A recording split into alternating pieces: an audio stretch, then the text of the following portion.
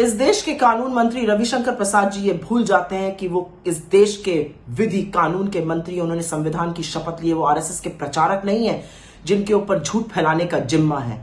वो आतंक पर राजनीति करने के लिए प्रेस कॉन्फ्रेंस करते हैं बाटला हाउस में। क्यों? क्योंकि आपके पैरों के तले असम और बंगाल में जमीन खिसक रही है। आप संसद में पेट्रोल और डीजल के बढ़ते हुए दामों की बहस से भागना चाहते हैं, तो आप ध्रुवीकरण करने आ जाते हैं आतंक के नाम पर। ऐसा पाप मत करिए। लेकिन क्योंकि आपने कुछ सवाल उठाए हैं, तो पहले तो जवाब सुन लीजिए और फिर सवाल सुनिएगा।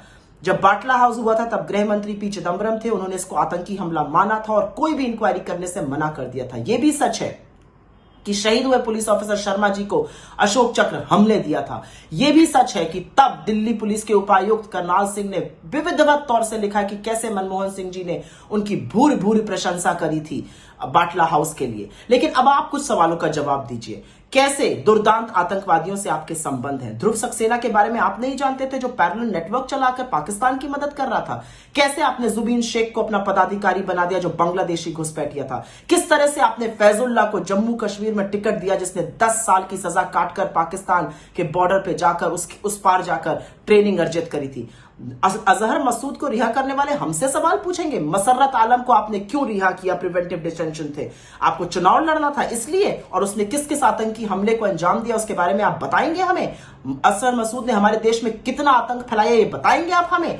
आप गांधी के हत्यारे गोडसे के साथ खड़ी प्रज्ञा को पार्लियामेंट में लाते हैं। आतंक आरोपी प्रज्ञा पर आपका वरद हस्त है। आप हमसे सवाल पूछते हैं, आपका नैतिक अधिकार क्या है? आप उस पार्टी से और हमसे सवाल मत पूछेगा, क्योंकि हमने अपने दो प्रधानमंत्रियों को के चिथड़े होते हुए देखे हैं, उनकी शहादत होते हुए देखी है आतंक के कारण। तो आपका कोई नैतिक अधिकार नहीं है। आतंकियों के साथ आप खड़े हैं, पैरों के तले से जमीन आपकी खिसक रही है, इसलिए आपको लगता है आप ध्रुवीकरण करके चुनाव जीत जाएंगे। जो भी करिए, इतना बड़ा पाप मत करिएगा, क्योंकि यह देश हमसे आपसे राजनीति से बहुत बड़ा है। आतंक का राजनीतिकरण और ध्रुवीकरण मत करिए। संविधान की शपथ खाई है, उस पर झूठ तो मत बोलिए।